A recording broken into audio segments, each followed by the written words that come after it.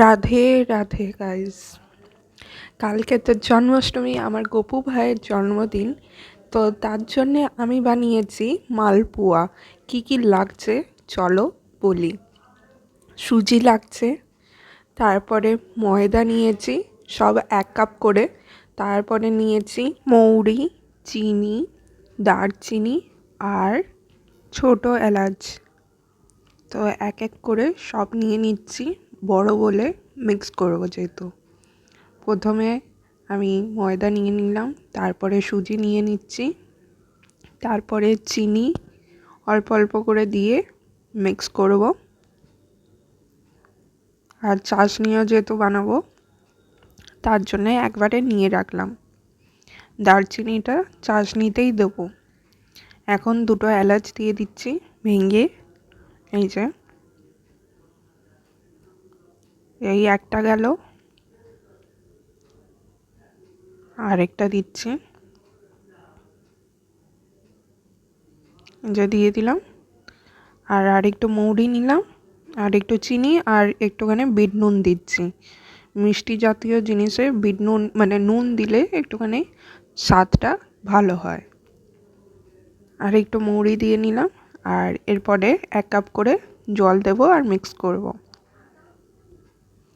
এই যে মানে ব্যাটারটা একদম বেশি পাতলাও হবে না আর বেশি গাঢ়ও হবে না।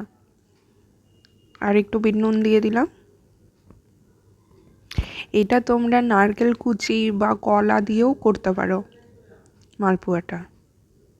এই যে এরপরে চাশনিটা বানিয়ে নিয়েছি, ততক্ষণ ওটা একটুখানি 5 মিনিট 10 মিনিটের মতো রাখবো। আর এই যে এখন জলের মধ্যে চিনি দিয়ে দিলাম, দারচিনি দিয়ে দিলাম, আর ছোট এলাচ 4টা দিয়ে দিলাম। এটা একটুখানি ফুটুক, এই দেখো।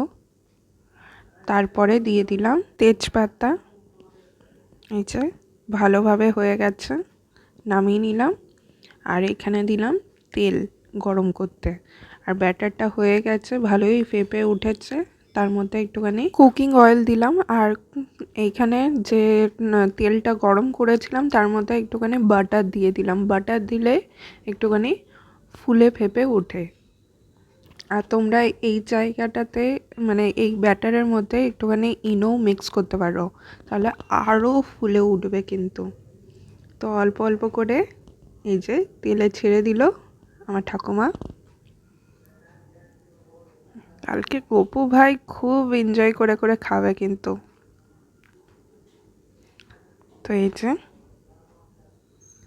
আর একটু হয়ে যাক, তারপরে নামিয়ে নেব। তারপরে সেম অমনি করেই আরও ব্যাটারের আমি মালপোয়াগুলো বানিয়ে নেব। এটা ফার্স্ট স্লটটা হয়ে গেল, এরপরে সেকেন্ড স্লটটা যাচ্ছে। এই যে দেখো কতটা বড় আর ফুলে ফেপে উঠছে। আর দোকানের মতন করতে গেলে বললামই ইনো দিতে হবে আর একটুখানি বেকিং সোডা। তো এই যে আমার হয়ে গেছে, চাশনিতে ডুবিয়ে দিয়েছি। এটা লাস্ট, সব নামিয়ে নিলাম। এই দেখো, এটাকে আমি রাত্রে রাখছি। আর এইখানেই ব্লগটাকে এন্ড করলাম।